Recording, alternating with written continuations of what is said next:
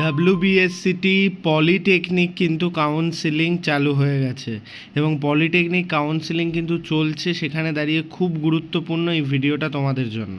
Polytechnic কাউন্সিলিংয়ের choice filling চলছে, আমি choice filling related video দিয়েছি। এবার আসছি পলিটেকনিকের সেকেন্ড ফেজের মেরিট লিস্টও কিন্তু বেরিয়ে গেছে। আজকে পর্যন্তই ডেট আছে তোমাদের চয়েস ফিলিংয়ের। খুব গুরুত্বপূর্ণ কিন্তু নোটিফিকেশান, অ্যাজ ওয়েল অ্যাজ তোমাদের পলিটেকনিকের ক্ষেত্রে যে গাইডলাইন্স প্রবাহিত হয়েছে সেইগুলোর ভর্তি রিলেটেড সেটা নিয়েও বিস্তারিত জানাবো। তোমাদের কাউন্সিলিং কবে কী বৃত্তান্ত হবে, তাই প্রথম থেকে শেষ পর্যন্ত ভিডিওটি দেখো এবং চয়েস ফিলিং মন দিয়ে করো সরকারি কলেজ পেতে। যারা এখনও সরকারি কলেজ পাওনি বা পাবে না ভাবছো, প্রাইভেট পলিটেকনিকে ভর্তি হতে চাইছো, স্ক্রিনে দেওয়া নাম্বারে আমাদের সাথে সরাসরি যোগাযোগ করতে পারো ভর্তির জন্য। পলিটেকনিকের কাউন্সিলিংয়ের নোটিফিকেশানটাই চলে যাচ্ছে।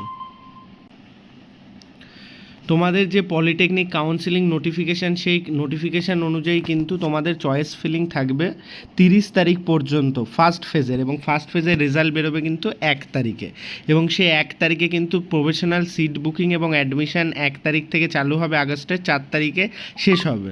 আর সেকেন্ড ফেজের রেজাল্ট কিন্তু তোমার বেরোবে 6 তারিখে। এই চয়েস ফিলিং কিন্তু একবারই হবে এবং 3 ফেজে কিন্তু রেজাল্ট বেরোবে।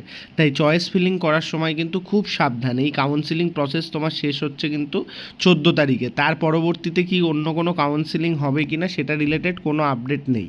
তুমি এই যে কলেজ সাজাবে, এবার যেরকম সাজাবে সেই অনুযায়ী কিন্তু তোমার বিভিন্ন ফেজে রেজাল্ট আসবে। খুব গুরুত্বপূর্ণ, তাই চয়েস ফিলিং করার আগে অনেক ভেবে চিনতে ভালো মতো করবে। আর এই কাউন্সিলিং নোটিফিকেশানটা সবার মধ্যে শেয়ার করে দাও, আর অবশ্যই সাবস্ক্রাইব করে নিও।